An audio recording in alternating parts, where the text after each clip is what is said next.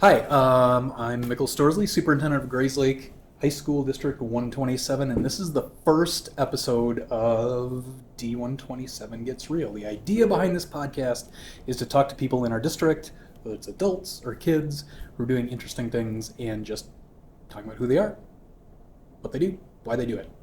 So I will let our first esteemed guests introduce themselves. So who are you and what is your position? I am Deanna Repp, and I am the Student Life Coordinator at Grayslake Central. And I'm Keely Naughton, and I'm the Student Life Coordinator at Grayslake North. So before you did, we'll talk about what Student Life Coordinator is and kind of how it came about. What did you all do before you were doing this particular job? I was hired in 2009 as a math teacher At Central? at Central, Okay. yes. And I taught AAT and AMDM, intermediate. I loved it. So math is kind of what started me here. And then in 2012, I think it was, I became the activities director that was part-time with teaching math. So I got to have like the best of both worlds. I felt at that time was teaching and then getting involved with students outside of the classroom. I was hired at Grayslake North in 2013 as an English teacher and the varsity dance coach.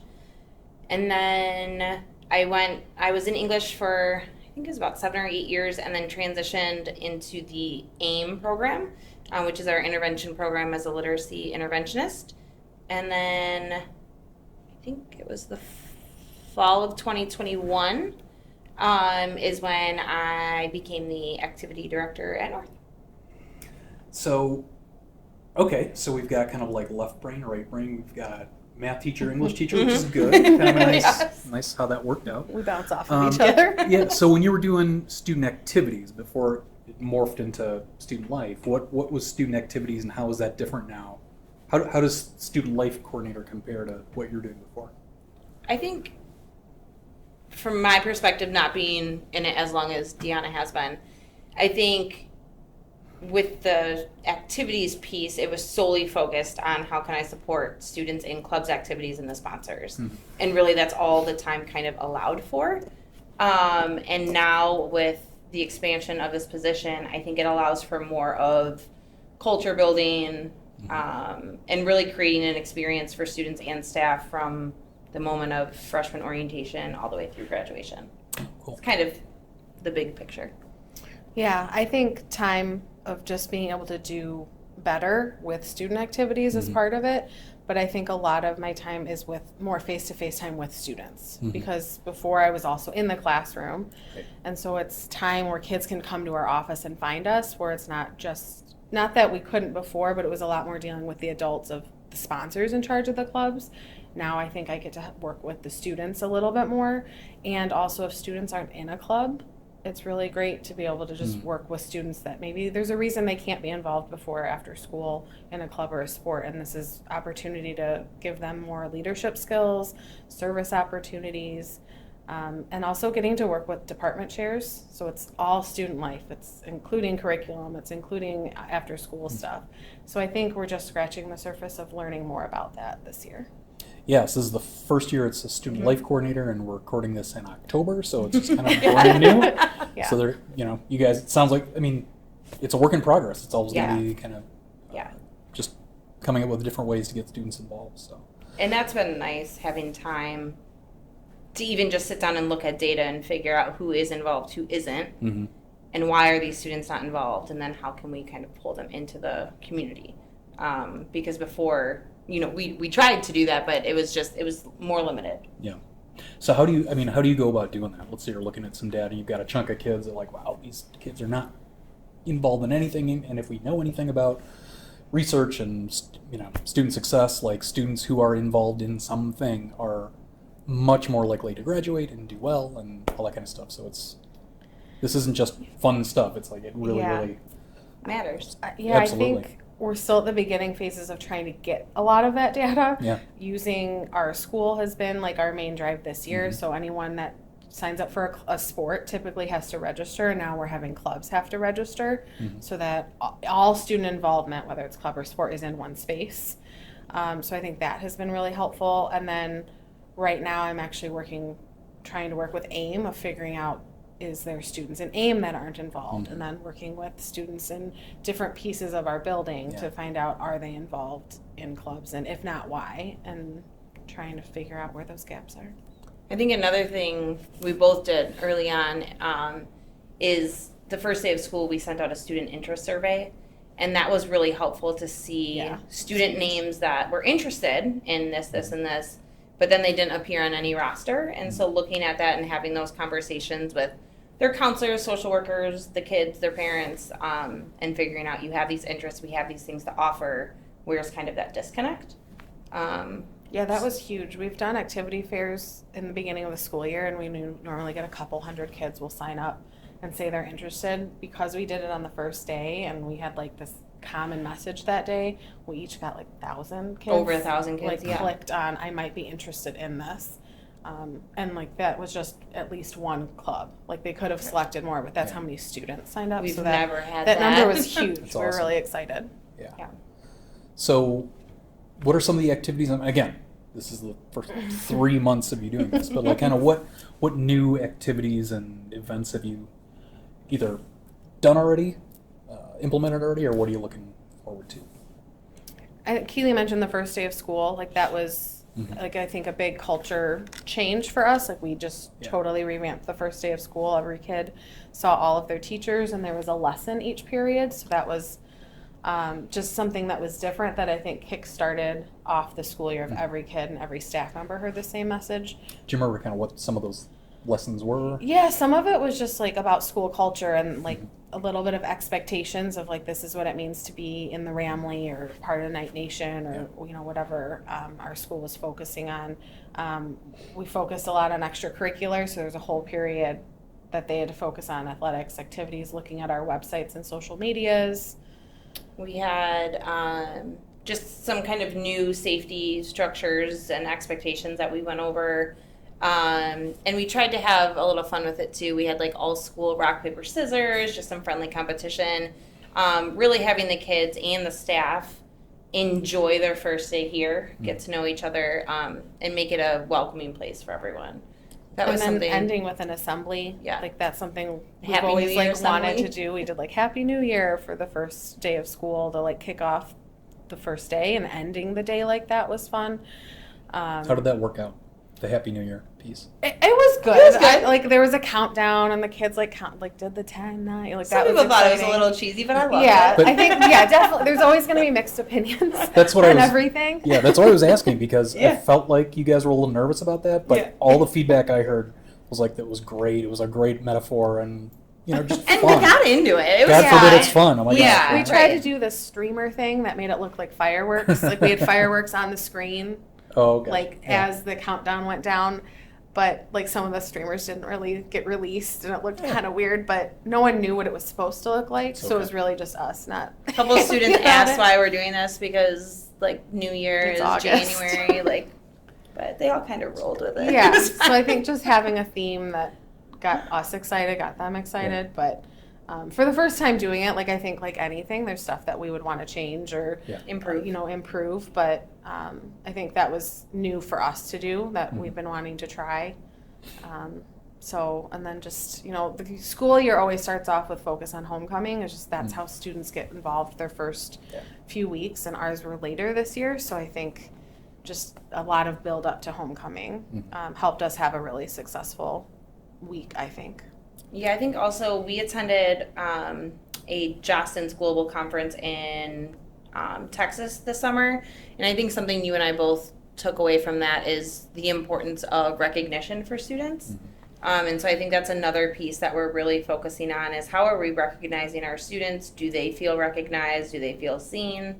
And so just little kind of incentives and things to make sure we're recognizing staff and students, and especially those groups that aren't necessarily always recognized, has been a focus of ours. Yeah, for sure.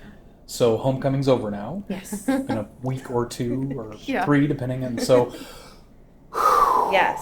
big sigh of relief. So that's over. Went really well. A lot of really fun activities and just kind of thinking outside the box and doing the parades differently. Was great. Yep. So what? Now that you've kind of had a week or maybe two to breathe ish, what are you looking forward to? What cool things are coming up? Well, and like just a little piece on homecoming, like a huge part of that is our students, and then like we have sponsors that are in charge of homecoming week. So by no means are we the exhausted ones. I think Student council. student council for sure. But yeah, just the like hype of it all, and like trying to make sure everything goes well for them. I think now for me, my focus is we have a leadership conference coming up that we're both presenting at with our students attending. That's coming up next week. A food drive for Grays Lake Central. That's our all-school service project. So we're kicking that off this Friday. If you come to the football game, bring a canned food item and get a chance to win a prize. They're really cool prizes.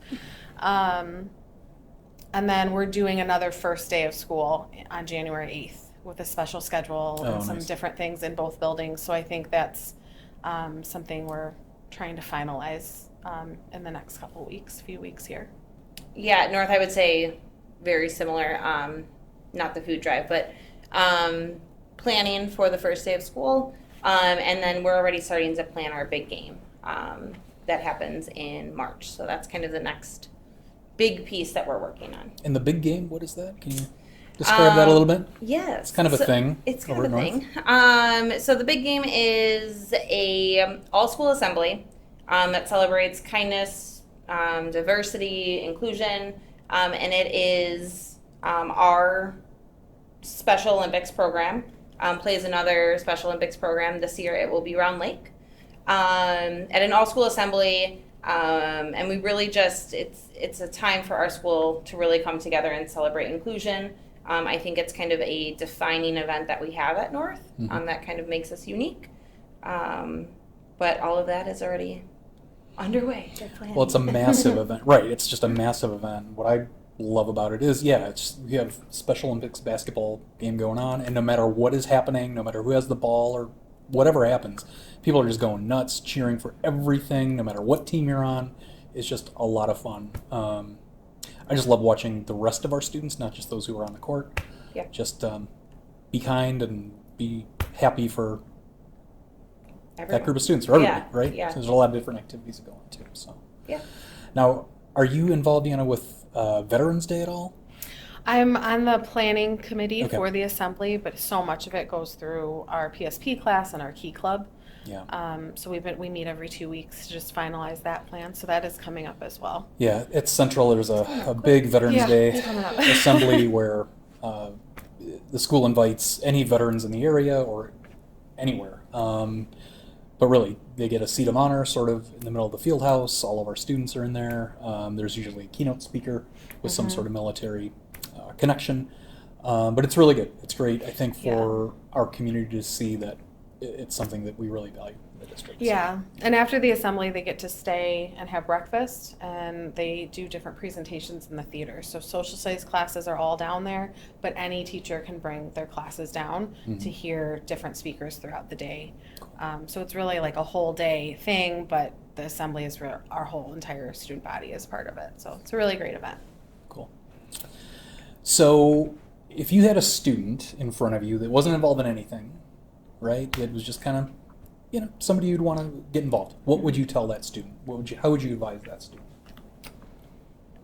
I think for me, right, it's just building a relationship with that student first. I think it's finding out what are they interested in, why do they like or not like coming to school, kind of figuring out those behind the scenes reasons of why they're not involved. I feel like as humans, right, we all want to be involved. So what is that kind of barrier that's holding them back? And then once you kind of have that relationship, then go into kind of the persuasive route of trying to find something that they're interested in and helping them make those connections. Yeah, finding out like if there's a staff member that they're super close to as well. Like sometimes like our chess program has blown up in different ways because of who's running the program, or they may not know how to play chess, but they love the teacher that's in charge of it, or any of our clubs. Like the staff members really help that. So finding out like what they like, pointing them in the direction to get information, so it's not just that 20 minutes that they're with you. So like the website or our social media. And then like we have link crew and ambassadors in both, in the buildings to like get them connected with an upperclassman to like just learn some more information of what's out there leadership wise, whether they're a freshman or a transfer or a senior who just hasn't been involved yet. I think a lot of that too is just helping them once we identify the barriers, right? How do you break those barriers down? So is it an equity piece? Is it transportation? Is it, what is that? And then seeing what resources we have to kind of help them with that. Yeah, we should probably pull this data. We used to report to the board every year, like how many students, what percent of students are involved in whether it's athletics or activities or something during the school year. It was in the high 80%. I would not doubt that it's a lot higher right now. And that's unheard of, right? That just doesn't really happen in a lot of places, in my opinion. So it's awesome. So and it's so hard to track some of that too. It is. Like we don't track how many kids go to football games or basketball games yet. Well, there's ways to do that. Right. We want we really want to. Interesting. This may not be the place to push for that. But there are ways to do that where they can like scan into events and have incentives. But like there is a lot of involvement or engagement that we aren't tracking, and that's the information that we're hoping to gain. Because there's kids that simply, like, they work or they take care of family or whatever the case is, but that doesn't mean they're not engaged or involved. But because they don't have that club title listed to their, their resume of what they're in, there's still ways for them to be engaged that they do feel connected. Yeah. And that's, something that we're hoping to help build on. Cool. We have some ideas. If anyone wants to see my my 40-slide PowerPoint. Well, my next question is kind of like, where do you see this going? Like, what kinds of things would you like to do in the future? Kind of blue sky, dream big kinds of activities. What would you like to see happen? Are you just, the program? Yeah. There is a program that could help do a lot of this, where they literally scan in, and like that's where we want to be able to just get them excited, and you can have incentives and just find that kid that is connected that's not in a club or a sport. I think is big. Like we do have kids that come to our office and want leadership opportunities, but they can't come Wednesdays after school to be part of this group. So I think just student life is more than that club, that sport, that class. Like it's about the whole experience. Like you guys have the whole night, or we have the Ramley, like really what that means. And I think too, streamlining stuff. That's a big goal of mine, big picture, is there's a lot of silos of really, really great things happening, I think, in both buildings and in all departments.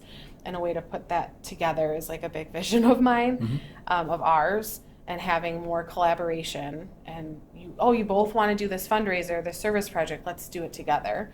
And so I think it's happening slowly. I think we have BSU is meeting up with Snowball this next week. So that's exciting, Oh, wow. but having That's cool. more of that.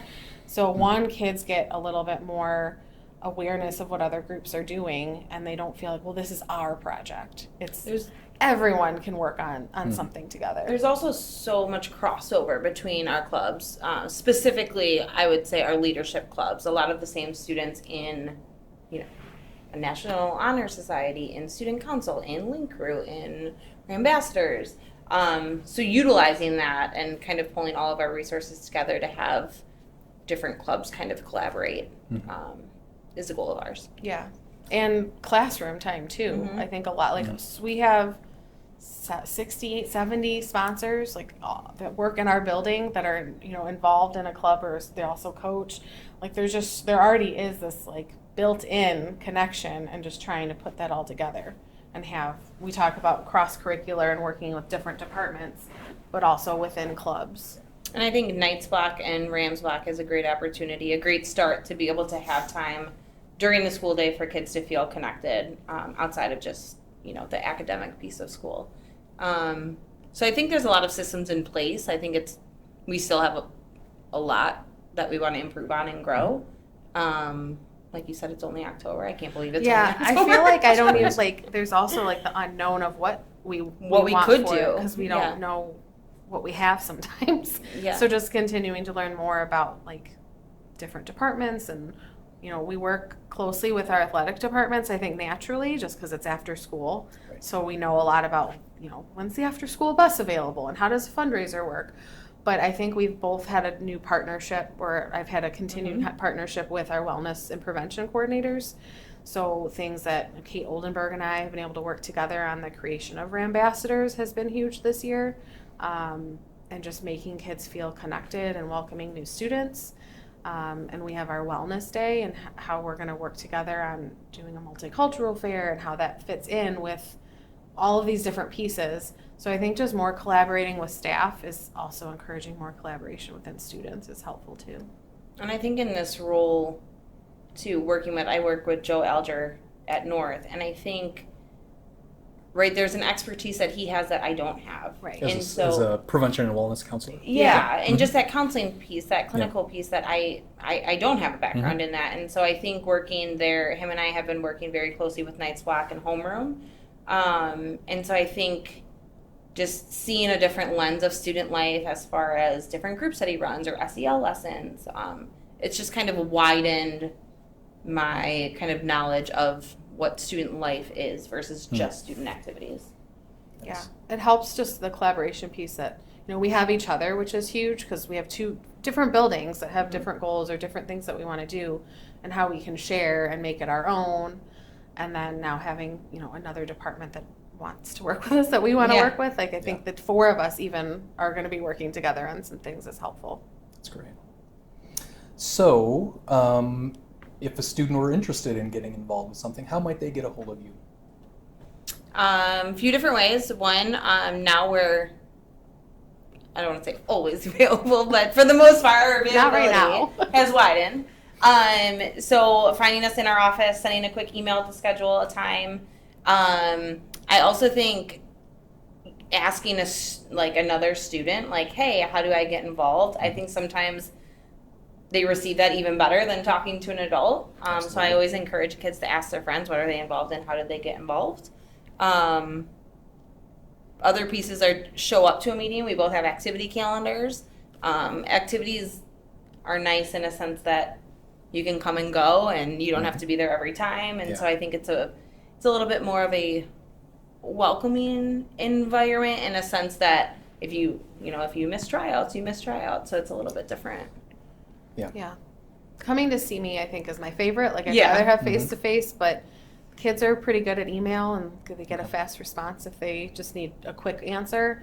But it's great when they can just come in and share and collaborate with us. But yeah, I think our offices being kind of in good locations for kids to be able to come see us, email, Schoology, Remind, there are a lot of different ways for them to hopefully reach us. I walked some students to the activity meeting and sat there until they felt good. So whatever they need, I think we're both willing to do. Yeah, and parent communication, I think that we're trying to do more of that so that the parents are aware of what's going on too.